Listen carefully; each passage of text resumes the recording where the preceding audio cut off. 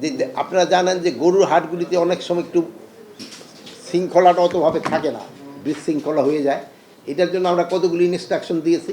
1 number instruction দেওয়া হয়েছে যে গাড়িগুলি যেটা আছে গরু যে নামাবে এটা রাস্তায় নামাইতে পারবে না, তাদের ভিতরে নিয়ে যেতে হবে, হাটের ভিতরে নিয়ে নামাইতে হবে।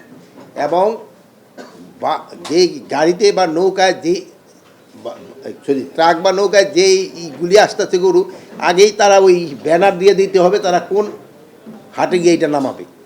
তা না হলে অনেক সময় দেখা যায় যে ওই টানাটানি শুরু হয়ে যায়, এই হাটে নিয়ে যেতে, এটা যেন না হয়, এটার জন্য বলা হয়েছে। এবং প্রতিটা হাটেই আনসার রাখতে হবে, প্রতিটা হাটে। তো আমরা একটা অ্যাপ্রক্সিমেট একটা বলে দিচ্ছি যে 75 জন, কোনোটায় হয়তো বেশি লাগবে, হয়তো কোনোটায় কম লাগবে।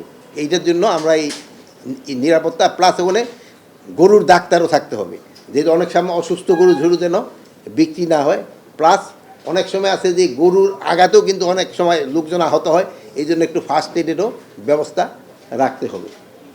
আর একটা হলো ভালো খবর হলো, আমরা তাদের অনুরোধ করছি যে এখন তো 5% করে হাসিল নেয়, 100 টাকায় 5 টাকা। আগামী বছর থেকে যেন এটা 100 টাকা 5 টাকা না ইয়া 4 টাকায় করে নেয়, 1 টাকা করে কমানোর জন্য। বাট এবার আমরা কমাইতে পারলাম না এই জন্য যেহেতু অলরেডি টেন্ডার হয়ে গেছে। যেহেতু টেন্ডার হয়ে গেছে এখন তো আর আমাদের পক্ষে করা সম্ভব না। বাট আমরা এইটা কী বল লোকাল গভর্নমেন্টের আমরা অনুরোধ করছি, হয়তো তারা আগামী বছর থেকে এটা কার্যকরী করবে। লিলি হালাল বিউটি সোপ, বিএসটিআই কর্তৃক সনদপ্রাপ্ত দেশের প্রথম হালাল বিউটি সোপ, দীপ্তিময় উজ্জ্বল ত্বকের জন্য।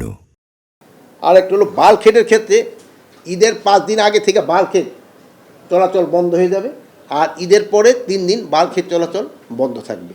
আর আপনারা জানেন বাল্কহেড কোনো অবস্থায় রাত্রে চলবে না, কোনো সময় এটা রাত্রে চলবে না।